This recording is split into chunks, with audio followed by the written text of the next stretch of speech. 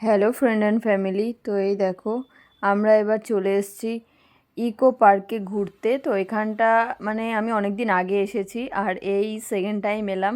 খুবই ভালো লাগছে, এখানে সব কিছু একটু চেঞ্জ হয়ে গেছে। আমি ঢোকার সাথে সাথেই মানে বুঝতে পেরেছি আর কি। আর দেখো এখানের এই যে পার্কিং এরিয়াটা কত বড়।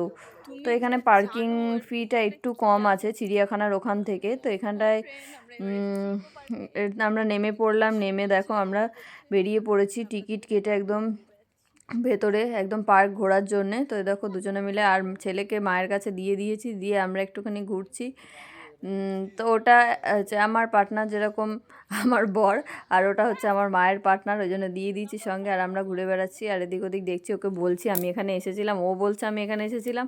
অ্যাকচুয়ালি একবার আমরা এসেছিলাম, আমরা বাইরে বাইরে ঘুরে চলে গেছি। তো এই দেখো আমার ছেলের কি হয়েছিল, ওখানে গিয়ে না হঠাৎ করে গাটা গরম হয়ে গেছিলো। আর আমাদের এমনই ভুল হয়ে গেছে যে আমরা না সেই মানে শীতের জামা কাপড় এখানে আর নিয়ে মানে ভেতরে ঢুকিনি, সেই গাড়িতে রেখে চলে এসেছি। এমন একটা প্রবলেম হয়ে গেছে। আর ছেলেটারও দেখছি হঠাৎ করে গাটা গরম হয়ে গেছে, ভালো লাগছে না। তাই এখানে বসে বসে আসার পরে আমরা দোল খাচ্ছিলাম।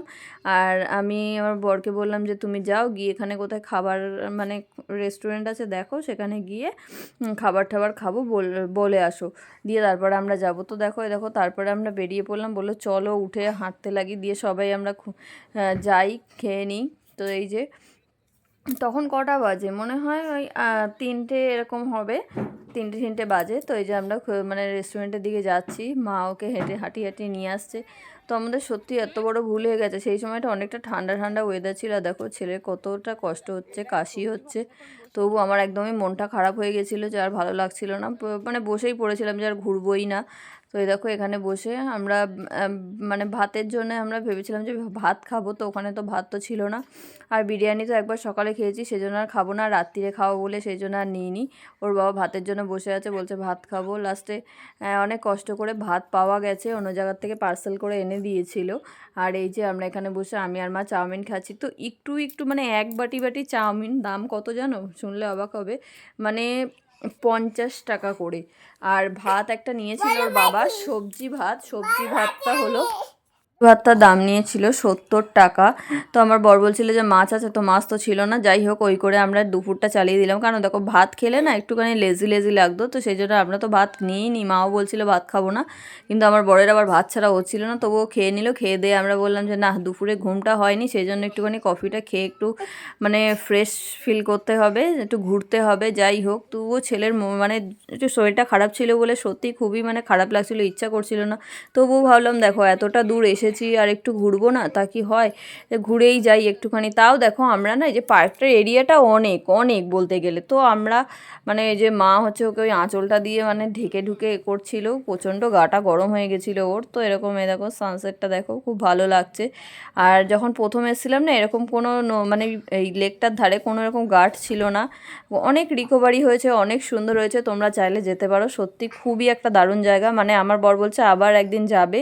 সকাল থেকে গিয়ে থাকলে না ওখানে খুবই ভালো লাগবে। আর ওই যে দূরে ওই যে স্টেডিয়াম মতো দেখছো, ওই পর্যন্ত যেতে তো তোমার মানে প্রচুর সময় লাগবে। আর তার মধ্যে এর মধ্যে প্রচুর দেখার জিনিস আছে, প্রচুর প্রচুর পার্ক ঠাক আছে।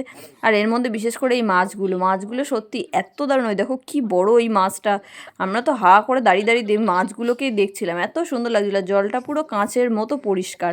আর আমরা ওর মধ্যে খাবার নিয়ে গেছিলাম ব্যাগে, যেসব বিস্কিট তারপরে হচ্ছে পাউরুটি এসবগুলো না এদেরকে আমরা একটু টুকরো টুকরো করে দিচ্ছিলাম।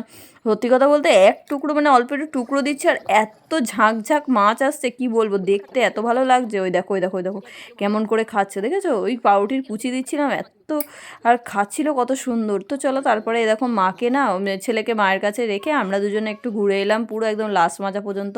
মা বললো যে আমি আর যাবো না, তোরা দুজন যা, গিয়ে ঘুরে আয়। তাই আমরা একটুখানি সময় পেলাম একটু হাতে হাত দিয়ে ঘোরার। তাই দেখো আমরা একটু হাতে হাত দিয়ে ঘুরে বেড়াচ্ছি, কারণ দেখছিলাম যে অনেক মানে কাপেলরা সব ঘুরে বেড়াচ্ছে, বুঝতেই তো পারছো, কারণ আমাদের তো বিয়ে হয়ে গেছে না, আমরা তো এখন ওল্ড হয়ে গেছি, কিন্তু আমাদের একটু লোকের দেখে একটু ইচ্ছা হলো হাতে হাত দিয়ে ঘুরি প্রেমিক প্রেমিকার মতো, তাই একটুখানি ঘুরছিলাম। আর যাই হোক এর মধ্যে দেখো এখানে যেই জায়গাগুলোতে না আগে টিকিটের মানে টিকিট কাটার কোনো ছিল না, সেই জায়গাগুলো এখন এমন করেছে সেই জায়গাগুলোতে টিকিট কেটে ঢুকতে হবে। সেই সব জায়গার ছবি আমার কাছে এখনও আছে আগের দিনের, আগের যে বছর গেছিলাম। তো এই যে এই জায়গাটা যে সই করছে আমার বর, এই জায়গাটা এখন ফ্রি, এর মধ্যে কিছুই নেই এখন দেখার মতো। দেখবে কদিন পরে যদি তোমরা 1-2 বছর পরে যাও না, এই জায়গাটায় কিছু একটা মানে এখানে গাছ টাছ লাগানো থাকবে, অনেক নতুনত্ব কিছু হবে, আর এখানটাও একটা মানে টিকিটের একটা ব্যবস্থা হয়ে যাবে, হয় 10 টাকা নয় 20 টাকা এরকম। তো আর ওই যে বড় যে স্টেডিয়ামটা তোমাদের দেখালাম, ওটার মধ্যেও টিকিট কেটে যেতে হবে। আমরা তো ব্যাগটা কিছুই নিয়ে আসিনি, আমি আরও বেরিয়ে পড়েছিলাম। তো এমনি ঘুরছিলাম, ভাবলাম যে আশপাশটা দেখবো, তো সেই জন্য আর পার্স টার্স কিছুই নিয়ে আসিনি। তো ওখানটায় যখন গেলাম না ওই যে স্টেডিয়ামটার ভেতরে, তখন আমরা ভাবলাম মনে এমনি ফ্রি হয়তো ওর ভেতরে। তো বললো কি না, ওর ভেতরে ফ্রি নেই। প্রথমে ভেতরে ঢুকে গেলাম, তারপরে দেখছি একটা কাউন্টার দেখিয়ে দিল, বললো এই কাউন্টারে তোমাদের টিকিট কাটতে হবে। তো আমরা তো গিয়ে রীতিমতো মানে অবাক। তো আমি বলছি ঠিক আছে, আমরা তো এখন পয়সা নিয়ে আসিনি, আমরা পরে আসছি। তো বলার পরে বললো কি যে আমি বলছি টিকিটটা কত করে, আমি জাস্ট শুনলাম। তো বললো যে 200 টাকা করে, বললো ওতে 7তলা 8তলা পর্যন্ত আছে।